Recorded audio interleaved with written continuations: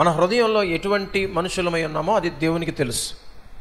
కాబట్టి మన హృదయంలో ఎప్పుడైనా ఇటువంటి అహంకార స్వభావం ఏమైనా వచ్చిందంటే జాగ్రత్త పడాలి. మనం దాన్ని వెంటనే మన నుంచి బయటికి పంపించాలి. నేను గర్వం, అహంకారం నాలో ఉండడానికి వీలు లేదు అని చెప్పేసి ఎప్పుడు మనం దాన్ని బయటికి పంపించి మరలా దీన హృదయాన్ని మనం కలిగి దేవుని ఎదుట మనం కనపడాలి. ఆయన సన్నిధికి వచ్చిన వారిని ఆయన పైవేశాన్ని చూడు కానీ హృదయాంతరంగాన్ని చూస్తాడు. ఆయన దగ్గరకు వచ్చి మనం ఆయన స్తుతించిన, ఆరాధించిన, ప్రార్థన చేసిన దేవుడు మన హృదయాన్ని గమనిస్తూ ఉంటాడు. ఒకానొక సమయంలో దేవాలయానికి 2 మనుషులు వెళ్ళారటండి.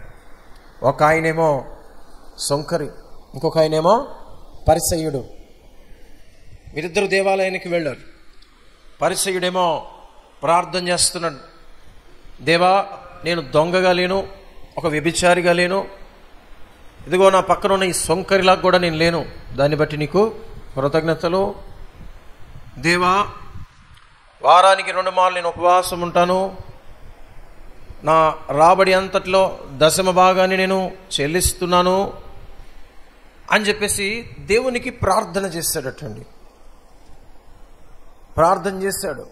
ఆ ప్రార్థనలో మనం గమనిస్తే తనను తాను ఏం చేసుకుంటున్నాడు, అతనిలో ఆ ప్రార్థనలో హెచ్చించుకుంటున్నాడు. నేను 2 మార్లు ఉపవాసం ఉంటున్నానని దేవునికే చెప్తున్నాడు. నేను 10వ భాగం అంతా చెల్లిస్తున్నానయా అని దేవునికి చెప్తున్నాడు. అది గొప్ప ఘనతలాగా, తానేదో గొప్ప పని చేసినట్లుగా దేవునికే అతని గొప్పలు చెప్తున్నాడు. ఇదిగో నేను దొంగలాగా లేను, వ్యభిచారలాగా లేను, వీళ్ళకి కూడా నేను లేను. అంటే ఈ సొంకరు నీ దృష్టికి ఒక సామాన్యుడు, ఇతనికన్నా నేను గొప్ప అనుకుని తనను తాను అతను హెచ్చించుకుంటూ ప్రార్థన చేశాడు. అయితే సొంకర్ అయితే పిల్లరా ఆకాశము తట్టు కనులెత్తడానికైనా అతనికి ధైర్యము జాలక దేవునికి, ప్రభువా పాపినా నన్ను కరుణించు అని ప్రార్థన చేశాడు. వీరిద్దరిలో ఎవరి ప్రార్థన దేవుడు ఆలకిస్తాడు? సొంకరి ప్రార్థన ఆలకిస్తాడు అని ప్రభువైన యేసుక్రీస్తు చెప్పారు. ఎందుకు? సొంకరి ప్రార్థనలో తగ్గింపు ఉంది. సొంకరి దేవుని మీద ఆధారపడుతున్నాడు. దేవుడే నన్ను రక్షించువాడు, కాపాడువాడు, క్షమించువాడు అని దేవుని మీద ఆధారపడి సొంకరి ప్రార్థన చేశాడు. కానీ పరిసయ్యుడు తన గొప్పతనాన్ని దేవునికి తెలియజేస్తున్నాడు. మనం దేవుని ఎదుట ఎప్పుడు కూడా తగ్గించుకుని కనబడాలి. దేవుని ముందే మన గొప్పతనాలు మనం గొప్పగా మనం ఎప్పుడు కూడా ఆయనకి మనల్ని మనం కనబరుచుకోకూడదు. ప్రభువా సమస్తము నీ వల్ల నేను కలిగి ఉన్నాను అని దేవునికి స్తోత్రం చెప్పాలి. హల్లెలూయా. తన్ను తాను తగ్గించుకున్నవాడు ఏమవుతాడటండి? హెచ్చించబడతాడు. తన్ను తాను హెచ్చించుకున్నవాడు తగ్గించబడతాడు. మనం ఎప్పుడు కూడా హెచ్చింపబడాలి అనే ఆలోచన మనలో ఉంటే మనం చేయాల్సిందేట రివర్స్ చేయాలి. మనం తగ్గించుకోవాలి. ఎప్పుడు కూడా ఎక్కడ తగ్గించుకోవాలి? దేవుని ఎదుట తగ్గించుకోవాలి, మందిరములో తగ్గించుకోవాలి, సేవకులు ఎదుట తగ్గించుకోవాలి, తోటి విశ్వాసులు ఎదుట తగ్గించుకోవాలి, దీన మనస్సును మనం ధరించుకోవాలట. ఈ తగ్గింపు స్వభావం మనలో లేకపోతే మనం అభివృద్ధి చెందలేం, మనం ఎదగలేం.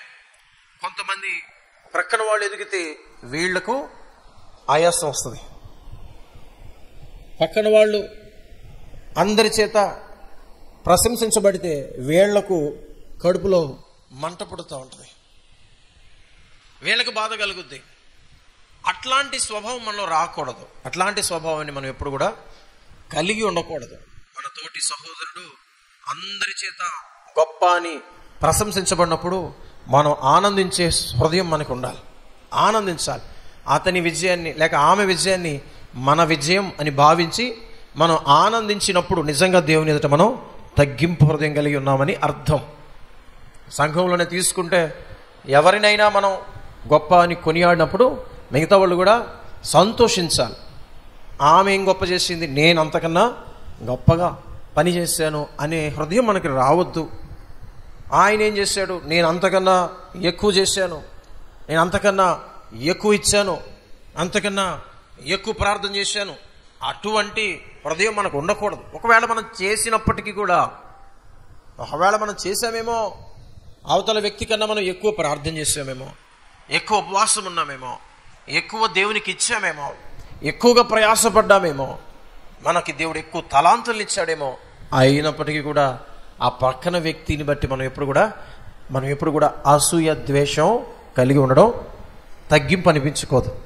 ప్రియులరా, తగ్గింపు స్వభావము ప్రతి క్రైస్తవుడు కూడా కలిగి జీవిస్తే ఎంతో బాగుంటుంది. దేవుడు ప్రతి ఒక్కరికి కృపను అనుగ్రహించాడు. ఏమండి, దేవుడు ప్రతి ఒక్కరికి తగిన కృపను దయచేశాడు. మనకు మనం ఎక్కువగా అనుకోకూడదు. మనకి మనం ఎక్కువ అనుకొని పక్కనోని తక్కువగా మనం చూడకూడదు.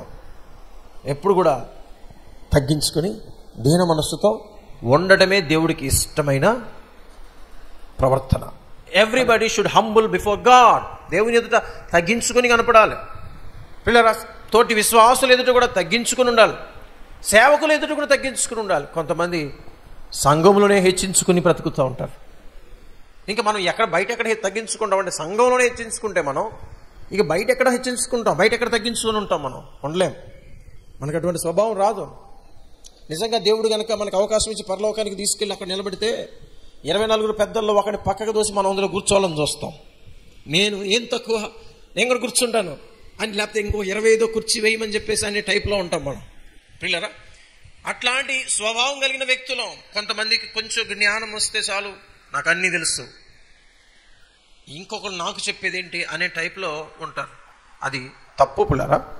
ఇంకొంతమంది అయితే సేవకులు చెప్పేదేంటి నాకు మొత్తం తెలుసు అనుకుంటారు. అది ఇంకా నెక్స్ట్ లెవెల్. ఈ హృదయాల్ని ఎవరు చూస్తూ ఉంటారు? దేవుడు చూస్తూ ఉంటాడు. దేవుడు మనం వేసుకొచ్చిన బట్టలలో లేక మనం కనబరుస్తున్న పై వేషాన్ని చూడు, మన హృదయాన్ని ఎప్పుడు కూడా ఆయన గమనిస్తూ ఉంటాడు, చూస్తూ ఉంటాడు.